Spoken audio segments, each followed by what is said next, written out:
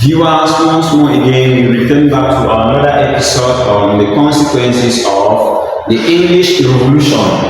We have done a video on the political causes or consequences of the revolution, and we will continue with the consequences of the revolution. Again, we are going to be looking at the foreign policy of England at the end of the revolution as a consequence to this revolution. We said before the outbreak of the English Glorious Revolution, the people of England has maintained foreign relations with France. They have maintained foreign relations with France because of James II ruling them. And they became boisterous with Netherlands. But at the end of the English Revolution, the people of England foreign policy changed from France to Holland, and they became instead boisterous towards France. The hostility towards France was because France was a Catholic nation, and the people have to change their foreign relations to Netherlands. And because of this, it led to a revolution between France and England, which was the succession war. This succession war was fought until when the war came to an end, that the people of France signed the Treaty of Ryswick, where according to this treaty, they accepted finally that William was the ruler of England.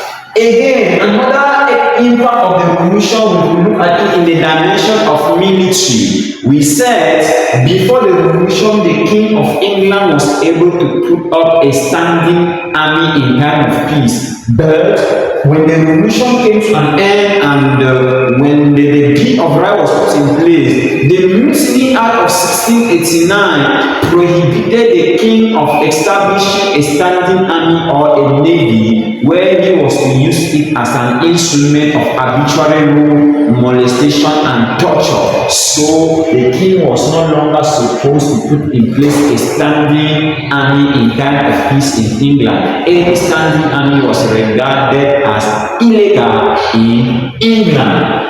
Again, judiciary, we said the revolution came to an end and the judicial system of England was revived, as it was stated clearly that the king was no longer supposed to create courts, which he was going to use them to protect his position in England, such as the Ecclesiastical Commission Court and the Star Chamber Court that were re-established in 1614.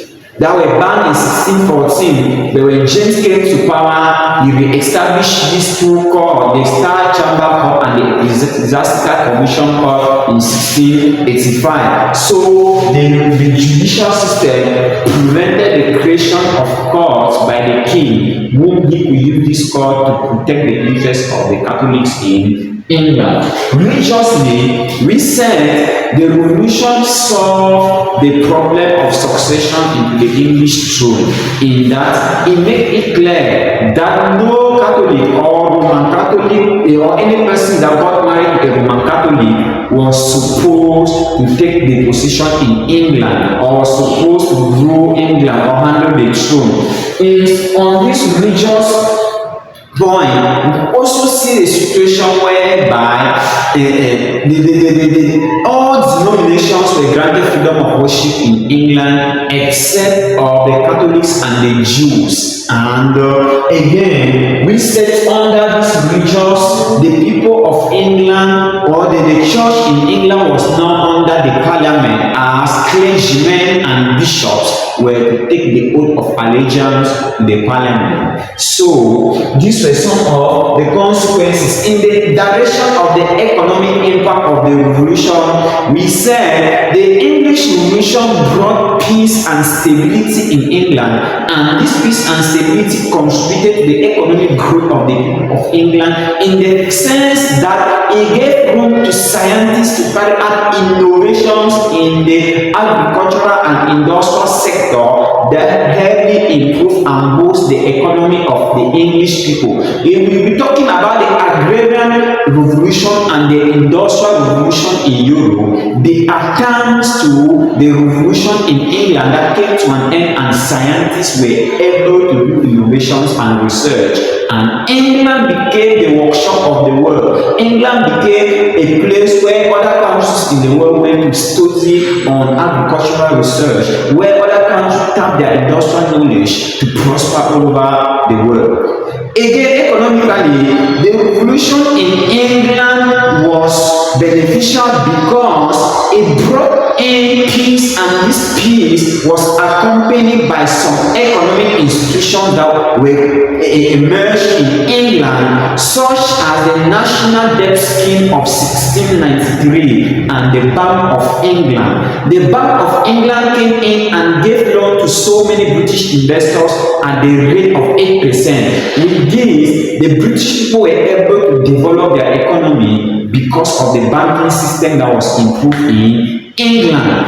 Again, economically, we are also going to look at in the direction whereby as the revolution came to an end, the parliament now was able to restrict the king from imposing taxes on the people of England. This was because the English parliament came out with a list which was called the Civil List, which was a document that shows the king's annual income and expenditure every year. It was so as to prevent the king from levying taxes on the people, so as to maintain the throne. And due to the Civil List, the king frequently summoned parliament for the parliament to discuss the budget of the palace. And the Civil List also enabled the people of England to be able to check the national budget, to check the account of the state.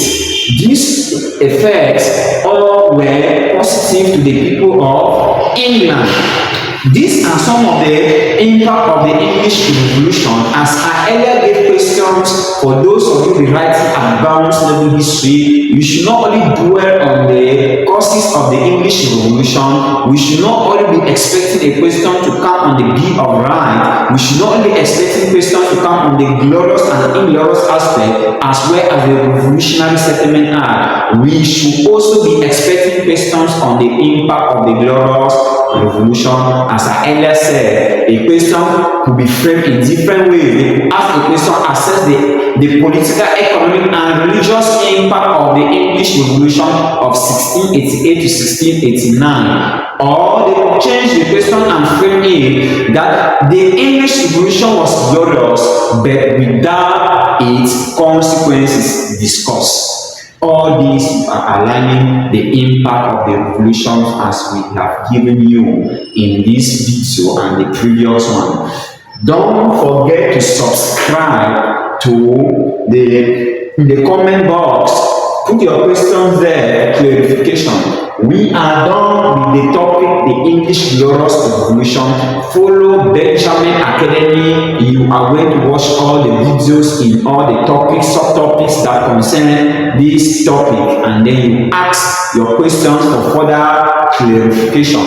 In the days ahead, we'll be rounding up the other topic, American War of Independence, and we'll continue with the Congress system, Bismarckian diplomacy, First World War, and Paris Peace Settlement, so as to finish section C in world history before we move to section D. Thank you for following Essential. As I always said, you should not forget to contact me on WhatsApp through my number on the board as you see for further clarification. Invite your friends to watch Benjamin Academy, as I have been having some from different towns in Cameroon. Students have been writing me in Yaoundé, in Bamenda, in Boya, and other parts to ask for further information. So tell your friends to watch Benjamin Academy to gain more knowledge. Thank you so much.